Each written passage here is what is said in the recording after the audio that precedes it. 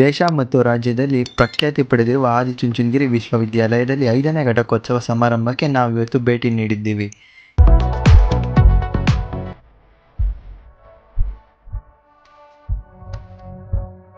Hi friends, welcome to our channel public story. ನಾನು ನಿಮ್ಮ ಪ್ರೀತಿಯ ಮನು.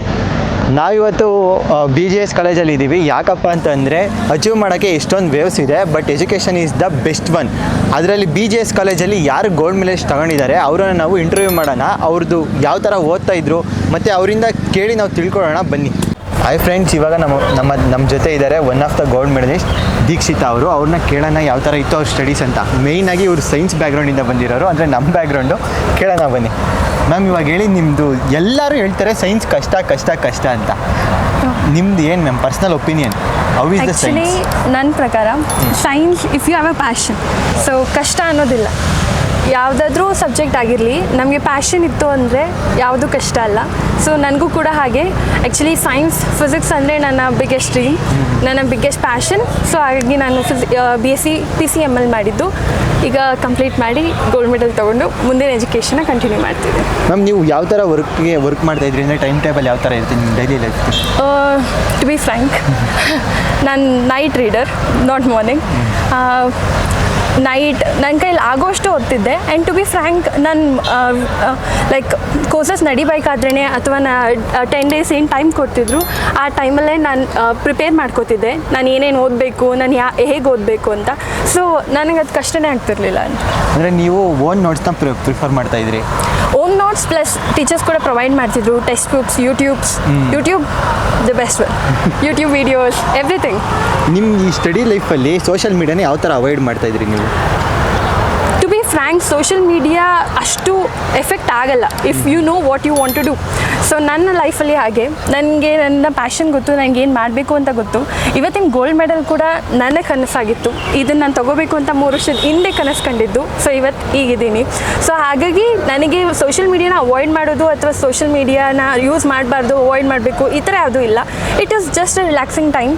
ಯೂಸ್ ಮಾಡ್ಬೋದು, ಬಟ್ ಲಿಮಿಟ್ಸ್ ಗೊತ್ತಿರಬೇಕಷ್ಟೆ. ನೀವು ಫ್ರೀ ಟೈಮಲ್ಲಿ ಯಾವ ಥರ ಆ್ಯಕ್ಟಿವಿಟೀಸ್ ಮಾಡ್ತಾಯಿದ್ರಿ? ಅಂದರೆ ಸ್ಟಡೀಸ್ ಬಿಟ್ಟು ನಾನು ಪೇಪರ್ಸ್ ಬಗ್ಗೆ ಕಾನ್ಸಂಟ್ರೇಟ್ ಮಾಡ್ತಿದ್ದೆ, ರಿಸರ್ಚ್ ವರ್ಕಲ್ಲಿ. ಸೊ ನಾನು ಅದರಲ್ಲಿ ಕೂಡ ತುಂಬ ಜಾಸ್ತಿ ಯೋಚನೆ ಮಾಡ್ತಿದ್ದೆ. And I am a public speaker, anchoring, all those things ನಾನು ಫಾಲೋ ಮಾಡಿದ್ದು. ಅದು ಬಿಟ್ಟರೆ movies, movies, social media, scrolling, ಇಷ್ಟೇ ನನ್ನ ರಿಲ್ಯಾಕ್ಸಿಂಗ್ ಟೈಮ್. ಇವಾಗ ನೀವು ನೆಕ್ಸ್ಟು ಅಂದರೆ ಸೈನ್ಸ್ ಆಫ್ಟರ್ ಇದು ಏನು ಅಚೀವ್ ಮಾಡಬೇಕು ಅಂತ ಅಂದ್ಕೊಂಡಿದ್ದೀರಾ? ನಿಮ್ಮ ಗೋಲ್ಸ್? ಓಕೆ, ನಾನು ರಿಸರ್ಚ್ PhD ಮಾಡಬೇಕು ಅಂತ ಅಂದ್ಕೊಂಡಿದ್ದೀನಿ, ರಿಸರ್ಚಿಂಗಲ್ಲಿ. ಆ್ಯಂಡ್ ಇಸ್ರೋ, ನಾಸಾ, ಈ ಥರ ದೊಡ್ಡ ದೊಡ್ಡ ಕಂಪ್ನಿಗಳಲ್ಲಿ ಒಂದು ರಿಸರ್ಚರ್ ಆಗಿ ಜಾಯ್ನ್ ಆಗಬೇಕು ಅನ್ನೋದು ನನ್ನ biggest dream. Let's see what happens. ಈ ಕಾಲೇಜಲ್ಲಿ ಫ್ರೆಂಡ್ಸ್ ನಿಮ್ಗೆ ಯಾವ ಥರ ಸಪೋರ್ಟ್ ಮಾಡ್ತಾಯಿದ್ರು? ಅಂದರೆ ಒಂದು ಕಮ್ಯುನಿಕೇಷನ್ಗೆ, ಸ್ಟಡೀಸಲ್ಲಿ? ಫ್ರೆಂಡ್ಸ್ ಅಂದರೆ 5 ಗ್ರೂಪ್ ಆಫ್ ಫ್ರೆಂಡ್ಸ್ ಇತ್ತು, ನಾನು ಸೇರಿ. ಆ 5 ಗ್ರೂಪ್ ಆಫ್ ಫ್ರೆಂಡ್ಸ್ ನನ್ನ ಈ ಒಂದು 3 years ಜರ್ನಿಯಲ್ಲಿ ತುಂಬ ಹೆಲ್ಪ್ ಮಾಡಿದೆ. ಅದರಲ್ಲಿ ಒಬ್ಬರು ತುಂಬ ಹೆಲ್ಪ್ ಮಾಡಿದ್ದಾರೆ, ನನ್ನ ಬೆಸ್ಟ್ ಫ್ರೆಂಡ್ ಲಾವಣ್ಯ ಅಂತ. I would really happy to say our name. ನನ್ನ ಲೈಫಲ್ಲಿ ಎಷ್ಟೇ ಇರ್ಬೋದು, ಯಾವುದೇ ಜಲಸ್ ಇಲ್ಲದೆ ಈ ಪ್ರತಿಯೊಂದು ಕ್ಷಣದಲ್ಲಿ ನನ್ನ ಸಕ್ಸಸ್ನ ನೋಡೋಕ್ಕೆ ನಿಂತು ಚಪ್ಪಾಳೆ ಹೊಡೆದಿದ್ದವಳು. ಸೊ ನನಗೆ ಫ್ರೆಂಡ್ಶಿಪ್ ಮ್ಯಾಟರ್ಸ್ ಅ ಲಾಟ್. ಅದರಲ್ಲೂ ಈ 3 yearsಲ್ಲಿ the way she has been with me is very good. Ma'am, ಇವಾಗ ನೀವು ಅಂದರೆ ನೆಕ್ಸ್ಟ್ ಬರೋ ಯಂಗ್ಸ್ಟರ್ಸ್ಗೆ ಸೈನ್ಸ್ ಬ್ಯಾಕ್ಗ್ರೌಂಡ್ ತೊಗೊಳೋ ಅಂಥವ್ರಿಗೆ ಏನು ಹೇಳೋಕ್ಕೆ ಇಷ್ಟಪಡ್ತೀರಾ? ನೆಕ್ಸ್ಟ್ ಜನ್ರೇಷನ್ ಅಥವಾ ನೆಕ್ಸ್ಟ್ ಬ್ಯಾಚ್ಗೆ ನಾನು ಹೇಳೋಕ್ಕೆ ಇಷ್ಟಪಡೋದು, ಪ್ಯಾಷನ್ ಅನ್ನೋದನ್ನು ಬೆಳೆಸ್ಕೊಳ್ಳಿ. ನಿಮಗೆ ಏನು ಮಾಡಬೇಕು ಅನ್ನೋ ಗೋಲನ್ನು ಈಗಲಿಂದನೇ ನೀವು ಶುರು ಹಚ್ಕೊಂಡ್ರೆ, ಟು ಬಿ ಫ್ರ್ಯಾಂಕ್, ನಿಮ್ಮನ್ನು ನೀವು ಪ್ರೌಡ್ ಫೀಲ್ ಮಾಡ್ಕೊಳೋದು, ನಿಮ್ಮ ಅಪ್ಪ ಅಮ್ಮನ್ನ, ನಿಮ್ಮ ಟೀಚರ್ಸ್ನ ಪ್ರೌಡ್ ಫೀಲ್ ಮಾಡೋದು ತುಂಬ ಇಂಪಾರ್ಟೆಂಟ್. ನಿಮ್ಮ ಲೈಫ್ನ 10 years ಬ್ಯಾಕ್ ಆದಮೇಲೆ ತಿರುಗಿ ನೋಡಿದಾಗ ಈ ಮೆಮರೀಸ್ ನಿಮ್ಮ ಲೈಫಿನ ಬೆಸ್ಟ್ ಮೆಮರೀಸ್ ಆಗಿರುತ್ತೆ. ಸೊ ಹಾಗಾಗಿ ಅದ್ರ ಬಗ್ಗೆ ಕಾನ್ಸಂಟ್ರೇಟ್ ಮಾಡಿ, ರಾದರ್ ದೆನ್ ಎನಿಥಿಂಗ್. ನಿಮ್ಮ ಲಿಮಿಟ್ಸ್ನ ನೀವು ನೋಡ್ಕೊಳ್ಳಿ, ಹಾಗೆ ಏನು ಬೇಕಾದರೂ ಆಗುತ್ತೆ. ಮತ್ತು ಇವಾಗ ಏನಂದರೆ ಸೈನ್ಸ್ ತೊಗೊಬೇಕು ಅಂದರೆ ಲ್ಯಾಂಗ್ವೇಜ್ ಇಂಪಾರ್ಟೆಂಟ್ ಆಗುತ್ತಲ್ವ? ಇಂಗ್ಲೀಷ್ ಕೆಲವ್ರಿಗೆ ಬರ್ತಾ ಇರಲ್ಲ, ಅವರು ಯೋಚನೆ ಮಾಡ್ತಾರೆ, ಅಯ್ಯೋ ನನಗೆ ಇಂಗ್ಲೀಷ್ ಬರ್ತಾ ಇಲ್ಲ, ಹೆಂಗಪ್ಪ ನಾನು ಸೈನ್ಸ್ ತೊಗೊಂಡ್ಲಿ, ಏನು ಮಾಡೋದು, ಅಕಸ್ಮಾತ್ ಅವಾಗ ಕಷ್ಟ ಆಗುತ್ತಾ ಅಂತ ಅಂತಾರೆ.